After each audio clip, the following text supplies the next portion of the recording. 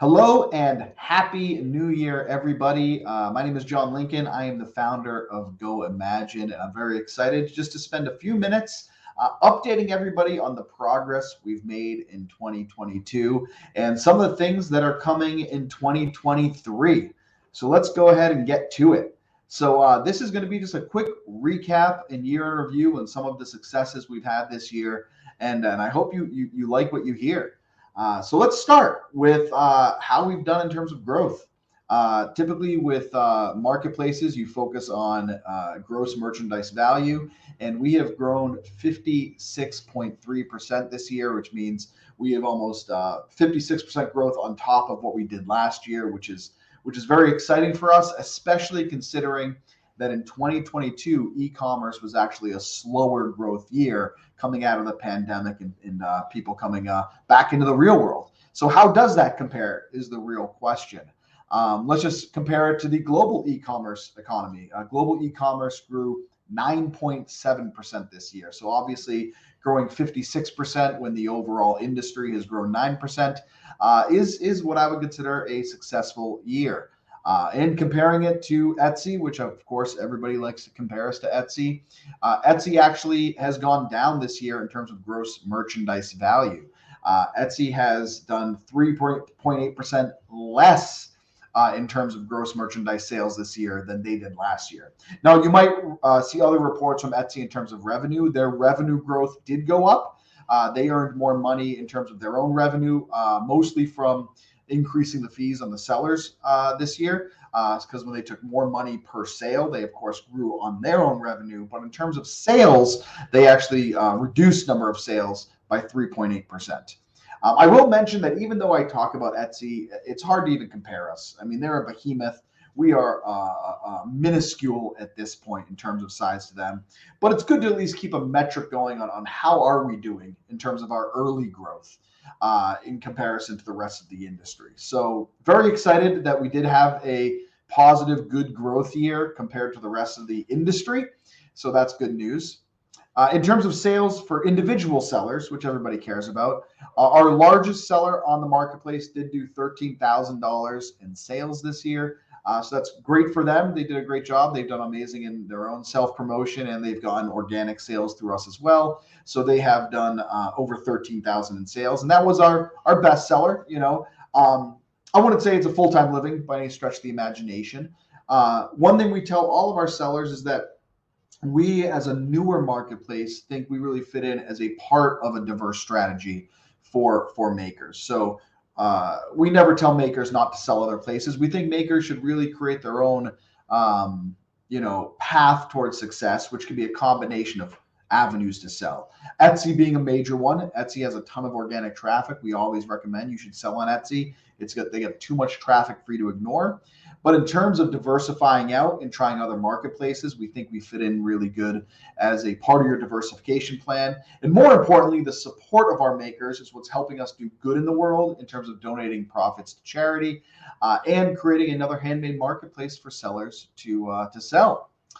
In terms of the average seller on goimagine, the average seller, now of course some sellers didn't get any sales, some have done very well. The average seller has done this year $62.46 in sales. At first blush, that's not an impressive number. To think, okay, the average seller did $62 in sales. I mean, yeah, they covered all their fees for the year, probably made a little bit of money in terms of being on our platform, but the average seller, $62, not very impressive. That said, I think it's important to look at where we are in the stage of our marketplace in comparison to prior marketplaces, right? So this is our second full year operating goimagine, our second full year. And if we compare ourselves to, let's say, Etsy in 2007, Etsy launched in 2005, sometime in 2005. 2007 was their second full year running Etsy. And in 2007, the average seller on Etsy earned $57.48.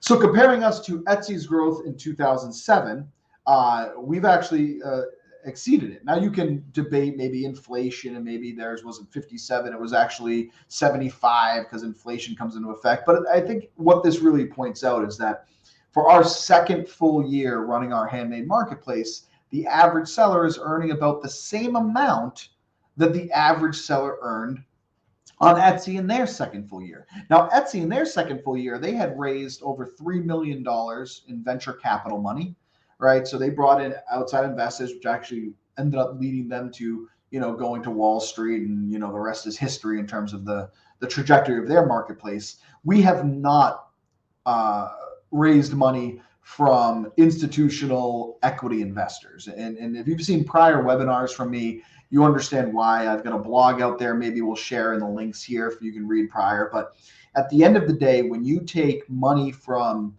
institutional investors who ultimately have a plan for you to go public onto Wall Street, it really changes the trajectory and mission of your company.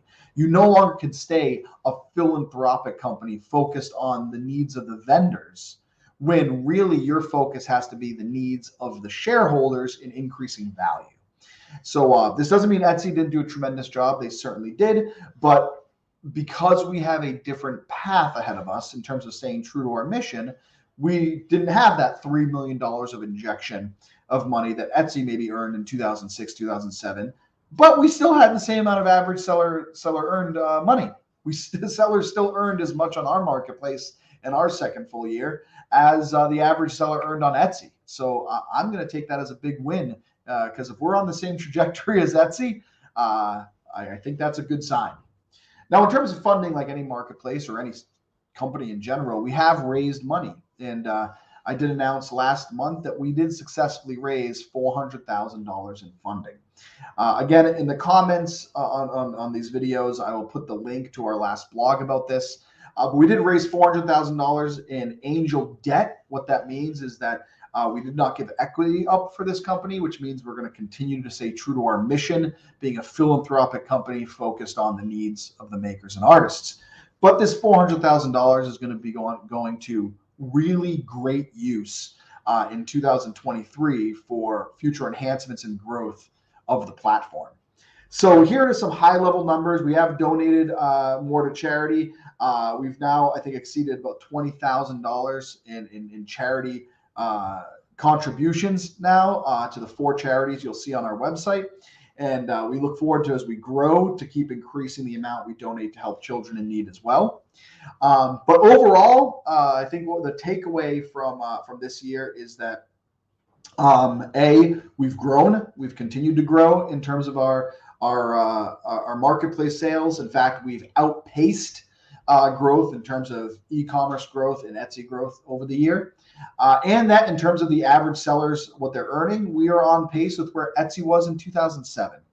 Etsy now is obviously much bigger, has a lot more traffic. So to a certain degree, I think it would be unfair to compare our growth to the amount of sales Etsy's bringing in today. But for those supporting us, I think it's important to know that for those who are back at the beginning with Etsy, you're seeing the same type of momentum we're having in the early days. So where are we going? What's next in terms of our growth into 2023? So there's certain things we're going to be focusing on in 2023. The biggest thing we're going to be focusing on is buyer acquisition. We really want to start focusing more on bringing buyers in. We've done a fair bit of buyer marketing up until this point, but we've also focused a lot on the vendors too. When it comes to building a marketplace, there's 2 sides to it, and we needed to acquire sellers and in turn inventory before we try driving too many buyers to the marketplace, because at the end of the day, buyers need something to buy. So 2023 is going to be a big year for buyer acquisition. That's going to come with a large SEO focus. We've actually hired an SEO analyst. We're hiring a copywriter, a blog writer. We're hiring a marketplace consultant, all of which are helping us build a strategy around stronger SEO to get more organic traffic. We're also in the process of implementing a larger scale email marketing focus. We've hired a consultant for a product called Klaviyo, where we're going to be implementing better email marketing for abandoned cart emails, browse abandonment emails, journey emails for onboarding new buyers. So email marketing for buyer retention is going to be a big focus next year. And also we've also already started building out our Google ad campaigns, where we're going to have a budget of about $10,000 a month. So $10,000 a month that we're going to be putting into Google ad campaigns to hopefully drive more traffic to our website through Google Ads. Now, acquiring buyers, getting them to come to the site is one thing, which is obviously one half of the issue. The other half is the experience when they're actually on the site. So we're going to be spending a lot of money and focus also on the buyer experience. There are things we need to do to make the experience on our platform better. One of which is we're going to be enhancing search even further, giving better ranking and sorting and relevant results when people are trying to find things on our marketplace. So we've already started the process of enhancing our search. Increased speed is going to be a big thing. Be able to go through the platform faster, have a better experience on that. And then in terms of friction at the end, we're going to be optimizing our checkout experience. So the shopping cart to checkout is going to be a lot more modern, is one of the things I would say we're building. And along with that, we're going to be offering things like Google Pay, Apple Pay, and we'll be implementing what's called one-click checkout with link, where someone who first buys on our marketplace can save their details. So if they come back, a month later to buy something, they can click and buy. They don't have to enter all their credit card details again. So we're going to be optimizing checkout in terms of that. Something else that we've been working on, and I've talked about it before, and we're so close to launching it in beta to everybody, is our new seller dashboard. And this has been a little painful in terms of the timeline. We're very close. Right now, we're really ironing out bugs on the beta version of our new seller dashboard. If you saw prior videos I've done, I showed a little bit of it, but it's a lot more of a modern experience for our makers to manage your shop. And we're so close. We're so close. I can taste it. Right now, the developer on it is doing bug checking and refining it. And the beta version is coming out very soon. That's where we're going to invite a private beta first for a select group of makers just to test it more, then a public beta where everybody can get into it, and then throughout the year enhancing that new seller dashboard based on feedback to just make it a better experience for all of our makers in managing your shop. And the last thing I'll mention here, which I've mentioned before, is we have started our journey of shared ownership. What that means is we are going to give ownership to the makers on our platform, and that's going to come in a number of ways. Legally, we're going to be carving out a part of the company that there'll be an ownership pool for our vendors. So every active vendor that's been with us for a period of time will have actual legal ownership in the company. And along with that, the ownership is nothing if it doesn't come with rights. And we're going to be creating governance rights that allows the makers to elect board members that sit on our board to have representation on the board level of our company. It'll come with voting rights in terms of making certain decisions in the company. We've tossed around a lot of ideas already that are going to be maybe our handmade guidelines will be owned by the community and things like that.